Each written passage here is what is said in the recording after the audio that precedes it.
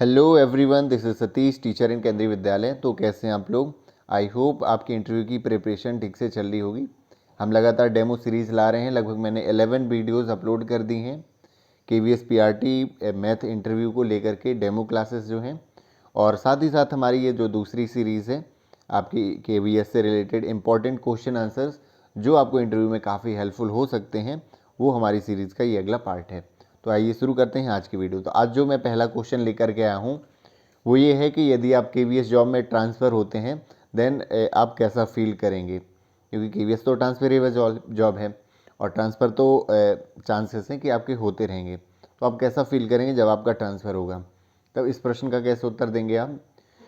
तो इस प्रश्न का जो ठीक उत्तर हो सकता है मेरे हिसाब से, आपको ये कहना है कि सर मैं दोनों तरह ही फील करूँगा। एक तरफ सैड भी फील करूँगा, बुरा भी लगेगा, क्योंकि एक तरफ जिन बच्चों को आप पढ़ा रहे हो और जिन टीचर्स के आप वर्क कर रहे हो, जो आपके पीयर ग्रुप है, आपके जो कलीग्स हैं, उनको आप छोड़ करके जा रहे हो दूसरी जगह, और दूसरी तरफ एक एक्साइटमेंट भी होगी कि आप एक दूसरा कल्चर जो है वो आपका वेट कर रहा होता है और आप एक नए कल्चर में जा रहे होते हैं। आपको एक नया स्टाफ मिल रहा होता है, नए कलीग्स बनेंगे, वहाँ पर नए बच्चे आपको मिलेंगे जहाँ पर आप पढ़ाओगे। सो एक तरफ एक्साइटमेंट भी होगी। सो मैं सर लगभग दोनों तरह का ही फील करूँगा उस टाइम पे। तो ये हुआ इस प्रश्न का आंसर कि आप कैसा फील करेंगे ट्रांसफ़र के बाद। तो दूसरा प्रश्न ये है, मैंने लिख रखे हैं कि आप कैसे पता करेंगे कि किसी बच्चे ने क्या सीखा है या कितना सीखा है। तो सर इसके लिए गाइडलाइंस भी रहती हैं असेसमेंट लेने का, और ख़ुद से भी मैं जब मैं क्लास में पढ़ा रहा हूँगा तो भी मैं बीच बीच में एक रेंडमली बच्चों से पूछता रहूँगा और अपनी तरफ से पूरी कोशिश करूँगा कि जब मैं एक लेसन प्लान बनाऊँ तो उनमें उन चीज़ों को इंक्लूड करूँ जो जिन लेवल के बच्चे वहाँ पर प्रश्न करेंगे उनको मैं ऑलरेडी इंक्लूड करने की कोशिश करूँगा अपनी समझ के आधार पर। फिर भी बच्चों के जो डाउट्स रह जाएंगे तो मैं पूरी उन्हें फ्रीडम दूंगा, एक इन्वायरमेंट ऐसा क्रिएट करूंगा कि बच्चे बिना किसी झिझक के अपने जो है क्वेश्चंस वहाँ पर रख पाएँ। तो इस तरह से असेसमेंट के द्वारा भी मैं उनकी कमियाँ जानूंगा, एक इन्वायरमेंट ऐसा क्रिएट करके, ताकि वो सारी कमियाँ जो उन्हें नहीं समझ में आ रहा है तो वो तुरंत अपने टीचर से कैसा वो पूछ सकें उस चीज़ को। तो इस तरह का मैं इन्वायरमेंट वहाँ पर क्रिएट करूँगा। तो ये इस प्रश्न का उत्तर हो गया। अगला प्रश्न है कि आप टीचिंग लर्निंग को एक फ़न कैसे बनाएंगे, उसको more fun for your student. How do you make your learning more fun for your students. तो एक इंटरेस्टिंग या फनफुल कैसे बनाएंगे लर्निंग को, तो आप इसका कैसे जवाब देंगे? तो सर क्योंकि जो लर्निंग होती है बोरिंग क्यों होती है जब हम एक ही तरीके से पढ़ाते हैं। तो मैं सर लर्निंग में बहुत सारी चीज़ें इंक्लूड करूँगा। जैसे पढ़ाते टाइम मैं TLM का यूज़ करूँगा और एक्टिविटीज़ को भी इंक्लूड करूँगा जिसमें सभी बच्चों का पार्टिसिपेशन हो, जिसमें सभी बच्चे इन्वॉल्व हो सकें और एक्टिव एक कम्युनिकेशन हो। और साथ ही साथ मैं ICT का भी भरपूर यूज़ करूँगा, जितना सफिशिएंट यूज उस लेसन के डिमांड के आधार पर सफिशिएंट ICT का भी यूज़ करूँगा। साथ ही साथ जो सब्जेक्ट है, टॉपिक्स हैं, उनका मैं गेमिफिकेशन भी करूँगा। कुछ गेम्स जो मैं करवाऊँगा जिससे वो उस टॉपिक को भी सीख सकें, कुछ वो सीख सकें। तो इस तरह मैं एक वैरायटी ला करके टीचिंग लर्निंग में एक उन्हें इंटरेस्टिंग बनाऊँगा किसी टॉपिक को। अब जैसे आपने ये पूछा है तो ज़्यादातर चांसेस हैं कि वो आपसे पूछें कि कुछ आप एक्टिविटीज़ के नाम बताएं, या फिर कुछ आप आइस ब्रेकर्स जो रहते हैं या कुछ ऐसे बताएं जो आप क्लासरूम को इंटरेस्टिंग बनाएंगे किसी टॉपिक को। और यही मैं आज लिख करके लाया हूँ। काफ़ी सारी एक्टिविटीज़ हैं जो आप वहाँ पर यदि पूछा जाता है तो आप बता सकते हैं और आपके बाद में भी काम में आने वाले हैं।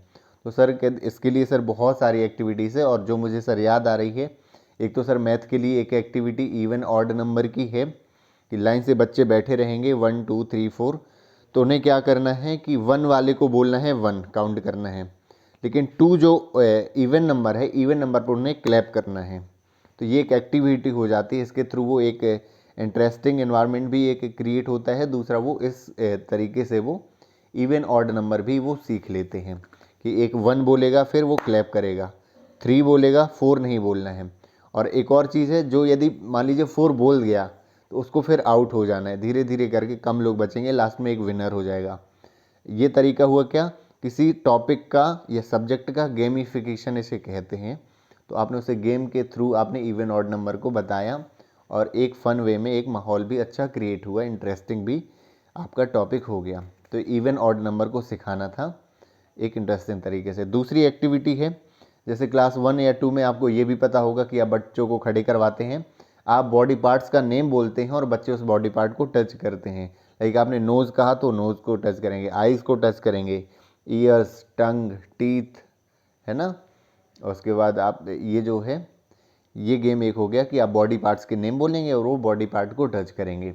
तो एक ये सर एक्टिविटी मैं करा सकता हूँ। कुछ आपको एक्टिविटी इस तरह की अभी से थोड़ा सा याद करके जाना, तो बाई चांसेस, क्योंकि हो सकता है आप पीआरटी का इंटरव्यू करने देने जा रहे हैं और पीआरटी में एक्टिविटीज़ का रोल आप खुद ही जानते हैं कितना ज़्यादा है, तो आपको एक्टिविटीज़ पता होनी चाहिए।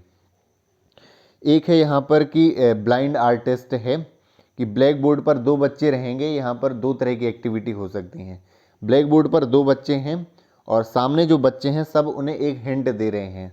मान लो कोई मैथ का किसी सेलिब्रिटी का नेम नहीं बोलना है डायरेक्टली, बट उन्हें हिंट देना है और सामने वाले 2 बच्चों को क्या है, उन्हें पहचानना है ना। रोल प्ले करे जो सामने वाले करेंगे, बच्चे जो बैठे होंगे, पहचानना है और उनका नाम लिखना है बोर्ड पर। इसका उल्टा भी हो सकता है कि सामने जो 2 बच्चे बोर्ड पर खड़े हैं या एक बच्चा बोर्ड पर खड़ा है, वो एक ऐसा रोल करेगा, बोलना नहीं है उसको, ऐसा रोल करना है ताकि सामने वाले बच्चों को पहचानना है कि वो क्या बोल रहा है, उसको ऐसा एक्ट करना है ना। ये कोई सेंटेंस भी हो सकता है, किसी बर्ड्स का नेम हो सकता है। तो इस तरह मान लीजिए बर्ड जैसे उड़ती है तो ऐसे पहचान सकते हैं, पानी बरसता है, तो इस तरह से पहचान करवानी है सेंटेंसेस की, वर्ड्स की, किसी फेमस सेलिब्रिटी की। तो ये एक गेम हो सकता है, ब्लाइंड आर्टिस्ट कहलाता है।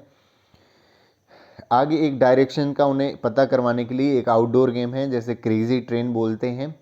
क्रेजी ट्रेन में क्या होता है कि बच्चे लाइन से एक ट्रेन बना लेते हैं, टीचर उन्हें डायरेक्शन देते हैं कि आपको राइट मुड़ना है, राइट, लेफ़्ट, बैक, फॉरवर्ड। तो उन्हें डायरेक्शन देके वो ट्रेन को क्या है मूव करवाते हैं। इस तरह से बच्चों में एक क्या होता है, फ़न भी क्रिएट होता है, इंटरेस्टिंग लगता है ये चीज़, और साथ ही साथ कुछ ना कुछ वो सीख रहे होते हैं, डायरेक्शन को सीख रहे होते हैं। क्योंकि कोई ना कोई एक्टिविटी बहुत सारी चीज़ों को सिखाती है। एक्टिविटी जब हम करवाते हैं तो बच्चे जो हैं आपस में कैसे कम्युनिकेशन करना है, फ्रेंडशिप भी अच्छी सीखते हैं। दूसरा क्या है, डिसिप्लिन भी सीखते हैं इन्हीं एक्टिविटीज़ के थ्रू। तो कुल मिलाकर एक्टिविटीज़ करवाने का सिर्फ ये नहीं रहता कि इस टॉपिक को समझाना है, साथ ही साथ बहुत सारी चीज़ें हैं जो कि लिसनिंग स्किल है, मेमोरी स्किल है, ये चीज़ों को बढ़ाना उद्देश्य रहता है एक्टिविटीज़ को इंक्लूड करने के लिए। आगे कौन सी एक्टिविटी हो सकती है, एक है, हाँ, एक ये लिसनिंग एक्टिविटी के लिए मैंने करवाया है कि लिसनिंग स्किल कितनी पावरफुल रहेगी, इससे बढ़ेगी, सॉरी, लिसनिंग स्किल इससे बढ़ेगी। तो क्लास 1, 2 या 3 के बच्चों में क्या करना है, जब कभी खाली क्लास रहती है तो एक क्लासरूम है, मान लीजिए 4 कॉर्नर पे बच्चे हैं, बीच में एक लड़का है, वो उस ब्लाइंड फोल्ड है, फोल्ड से बंधा हुआ है, काली पट्टी बंधी हुई है। किसी एक कॉर्नर से बच्चे को आवाज़ लगानी है, बस उसको ये पता करना है कि किस कॉर्नर से आवाज़ आई है चारों में से।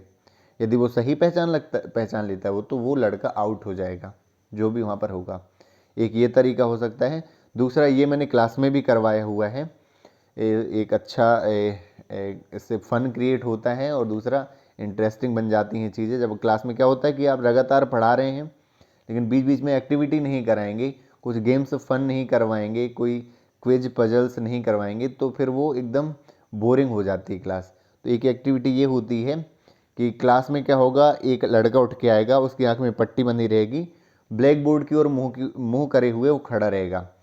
पूरी क्लास में से एक बच्चा उसका नाम लेगा, बस उसे यह पहचानना है कि वो किसने बोला है, क्योंकि हमेशा वो क्लासरूम में रहता है, हो सकता है उसका दोस्त हो। इससे क्या होगा, एक तो बच्चों के बीच का पता होगा कि लिसनिंग स्किल बढ़ेगी, दूसरा क्या है कि बच्चों के बीच फन इंटरेस्टिंग भी चीज़ें बढ़ेंगी, है ना। तो उसे ये पहचानना है कि किस बच्चे की ये आवाज़ थी। तो एक ये एक्टिविटी हो जाती है। आगे क्या हो सकता है, jumping the line. Okay, jumping the line क्या है कि आप क्लासरूम के सामने एक ट्रू और फॉल्स की एक लाइन खींचेंगे, एक बीच से लाइन, एक तरफ ट्रू लिख देंगे, एक तरफ फॉल्स लिख देंगे। अब आपने जो पढ़ाया है पुराना चीज़, उसको एक पजल के रूप में या ट्रू फॉल्स के रूप में क्वेश्चन देंगे सामने वाले को, बच्चों को। तो जैसे बच्चा एक सामने आएगा तो ट्रू फॉल्स के लिए उसे कुछ बोलना नहीं है। यदि आपने जो कहा है वो ट्रू है तो ट्रू की लाइन की ओर जंप कर जाना है, फॉल्स है तो लाइन के फॉल्स की ओर क्या कर जाना है, जंप कर जाना है। तो जंपिंग द लाइन एक ये हो जाती है एक्टिविटी। आगे एक मिसिंग कार्ड है, ये एक मेमोरी पर पावर बढ़ाने के लिए होता है, 1-2 में भी ज़्यादा यूज़ होता है। मिसिंग द कार्ड्स क्या है कि आपके पास 5 कार्ड्स हैं, ठीक है। 5 में से क्या करना है, एक कार्ड आपको दिखाना है 5 सेकंड के लिए, 3 या 4 सेकंड के लिए किसी एक बच्चे को या ग्रुप में। बस फिर आपको कार्ड क्या है, सफल कर देना है, पूरे कार्ड सफल मिक्स कर देना है। फिर आपको 5 कार्ड एक साथ दिखाने हैं, बताना है कि वो कार्ड कौन सा था जो आपने पहले देखा हुआ है। तो ये मैंने प्रोजेक्टर में भी ये चीज़ें दिखाई हुई हैं, यूट्यूब पर भी पड़ी रहती हैं। प्रोजेक्टर का यूज़ करते हुए दिखा सकते हैं। दूसरा आप कार्ड्स का यूज़ करते हुए दिखा सकते हैं, मिसिंग द कार्ड नाम से। तो इससे क्या है, एक मेमोरी पावर बढ़ती है। ये कुछ एक्टिविटी की लिस्ट थी, मैंने कुछ ही बताई। एक्टिविटीज़ तो ढेरों हैं, बहुत सारी हैं। आप सर्च करोगे मैथ एक्टिविटी, हिंदी एक्टिविटीज़, है ना, ईवीएस, इंग्लिश, बहुत सारी निकल करके आएंगी। लेकिन आपको पता होनी चाहिए, कम से कम 5-6 पता करके जाइएगा आप, पता होनी चाहिए। तो वहाँ पर यदि पूछा जाता है कुछ एक्टिविटी के बारे में, या मान लो बोर्ड में ही आप टीचिंग कर रहे हैं, वहीं पूछिए कि आप क्लासरूम में एक्टिविटीज़ अच्छा कौन सी करवाओगे पढ़ाने के साथ साथ, तो भी आप क्या कर पाओगे, जवाब दे पाओगे अच्छे से, और एक इंटरव्यू में अच्छा इंप्रेशन भी जाएगा यदि आपसे एक्टिविटीज़ बनती हैं, है ना। क्योंकि प्राइमरी टीचर से ये एक्सपेक्ट किया जाता है कि आपको एक्टिविटीज़ पता होनी चाहिए, क्लासरूम को कैसे इंटरेस्टिंग बनाया जाता है, ये चीज़ आपको पता होनी चाहिए। तो आई होप ये वीडियो आपको हेल्पफुल लगा होगा। मैंने कुछ आपको एक्टिविटीज़ की लिस्ट बताई है और कुछ क्वेश्चंस इंटरव्यू के बताए हैं जो आपके लिए हेल्पफुल हो सकते हैं। तो इसी तरह देखते रहिए हमारे चैनल को। Thank you so much for watching this video. मिलते हैं अगले वीडियो में। Thank you so much.